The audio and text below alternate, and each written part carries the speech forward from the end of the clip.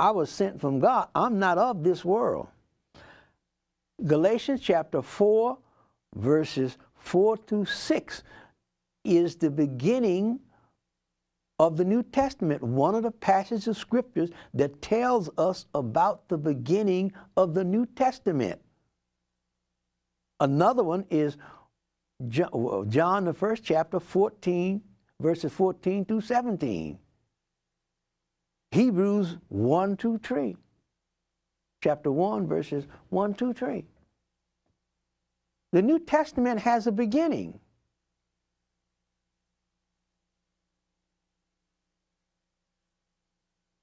That precedes the Old Testament and also comes after the Old Testament. The New Testament has two beginnings. Now, this is a question and answer form, and we deal with the tough issues in Christianity and salvation. I'm telling you that the New Testament has two beginnings. One of them is found in John 1:1, John 1-4, 1-5. And the other beginning is the beginning of the New Testament, Matthew 1:18, Luke chapters 1 and 2. So the New Testament has two beginnings. There's a beginning in the New Testament that precedes the Old Testament narrative. Genesis 1:1 is not the beginning of the Bible story. It's just the beginning of what God wrote down. It's not the beginning of the Bible story. That's a whole nother story beside Genesis to Malachi that most Christians don't have the foggiest idea about.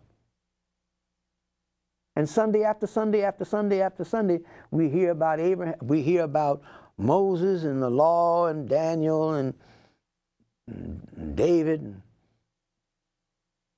Malachi and Jonah. Nothing about Jesus. I'm an Abraham man myself. Abraham, Jesus Christ. I don't go to Abraham, Isaac, and Jacob. I go Abraham, Jesus Christ. But I'm in full now, Jesus Christ. Galatians chapter 4, verses 4 to 6. But when the fullness of time had come, God sent forth his Son, born of a woman, born under the law, to redeem those who were under the law, that we might receive the adoption as sons and daughters. And because you are sons and daughters, God has sent forth the Spirit of his Son into your hearts, crying, Abba, Father. Therefore, you are no longer a slave, you're no longer a sinner, but a son, and if a son, then an heir of God through Christ. Wow. As a born-again believer in Jesus Christ, I'm an heir of God through Christ, and I'm also a joint heir with the Jewish people through Isaac. He just chose them first. But he said he was going to choose me before he chose them. I was chosen by God in Genesis 12:3, along with everybody else in the world. And then in chapter 15, he singled out Israel in fulfillment of his promise to Abraham. He brought them on the scene out of Egypt, or raised them up in Egypt in Exodus.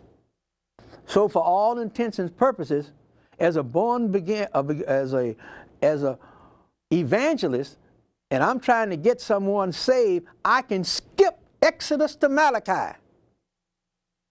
And so can you, Pastor, in your teaching and preaching. You can skip Exodus to Malachi. And if you're talking to Gentiles, you can go Genesis chapter 1 through Genesis chapter 12, verse 3, and then skip to Matthews. Because there's nothing in Genesis 12, chapter verses, let's say 4, through Malachi, that will get a Gentile saved. Absolutely nothing. Between Genesis chapter 4 and Malachi, the last verse, that will get a Gentile saved. Oh, this has been a wonderful hour with Jesus. We're talking about Jesus Christ awareness, and I just said some things to for the purpose of, one, creating doubt, skepticism, and to prick your conscience. I want to change your mindset. I want to bring you into a greater level of Jesus Christ awareness. It has some value, some worth. Well, my time is about up.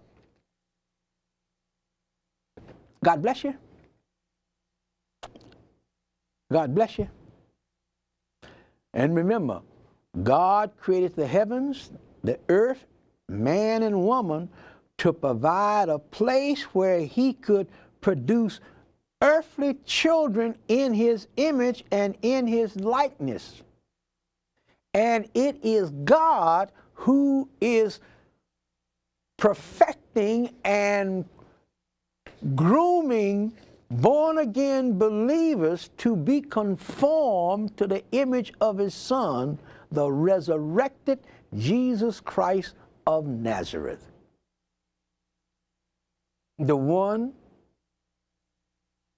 in whom we must believe. God bless you, God bless you, God bless you.